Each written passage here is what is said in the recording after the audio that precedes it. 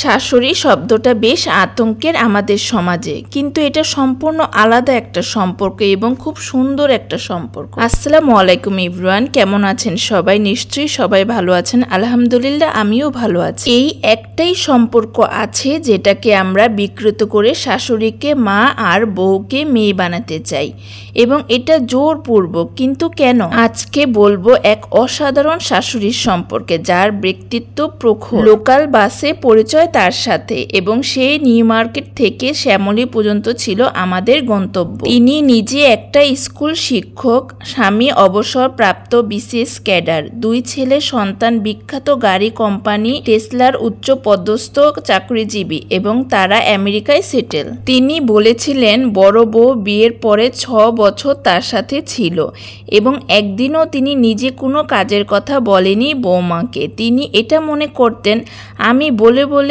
কাজ কেন করাবো, আর তাছাড়া বৌমা না থাকলেও তো এই কাজগুলো আমি করেছি এবং করব, তাহলে কেন আমি তার পেছনে কাজের জন্য লেগে থাকব। তিনি এটাও বলেছিলেন অনেক সিলি সিলি বিষয় নিয়ে তার শাশুড়ি খুঁত ধরত, কথা শোনাতো তাকে, অথচ সেগুলো চাইলেই এড়িয়ে যেতে পারত, চাইলেই কথাগুলো না শোনালেই পারত। অথচ সেই কষ্টগুলো বুকে চেপে রেখেছেন আজও। কিন্তু তিনি নিজে যখন শাশুড়ি হয়েছেন, তখন সেই পূর্ব অভিজ্ঞতা থেকেই জেনেছেন এই ছোট বিষয়গুলো নিয়ে কথা বলার কোনো মানেই হয় না, বরং ছাড় দেই, এতে আমি বউয়ের কাছে সম্মানিত হব। মানে কতটা উচ্চ মন মানসিকতা থাকলে এইভাবে ভাবতে পারে একজন। তিনি এটাও বলেছেন ছেলে নিজে পছন্দ করে বিয়ে করেছে, আমি একবারের জন্য অমত করিনি।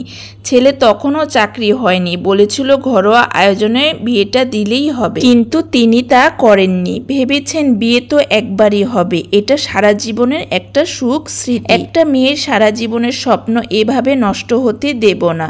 বিশাল আয়োজনে বিয়ে দিয়েছেন ছেলেকে। না, একবারও ভদ্রমহিলার কথায় এটা মনে হয়নি আমার যে তিনি খুব ভালোবাসেন তার বৌমাকে, কিংবা অনেক কিছু এক্সপেক্ট করেন ছেলের বউয়ের কাছে, কিংবা অপছন্দ করেন। কিন্তু এটা মনে হয়েছে তিনি একজন শাশুড়ি হিসাবে ছেলের বউকে ছেলের বউই মনে করে ভালোবাসেন।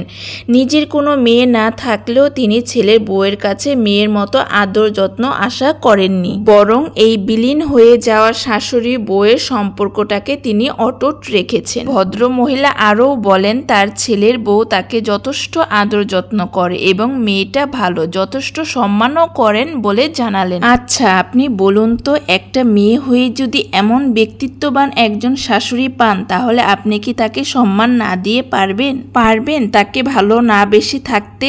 কখনোই না। আসুন সুন্দর সম্পর্কগুলো সুন্দর রাখি, অতিরিক্ত আশা আকাঙ্ক্ষা না রাখি কারো উপরেই, তাহলেই জীবন সুন্দর। ভিডিওটি ভালো লাগলে অবশ্যই লাইক, কমেন্ট এবং শেয়ার দিয়ে পাশে থাকবেন। আল্লাহ হাফেজ।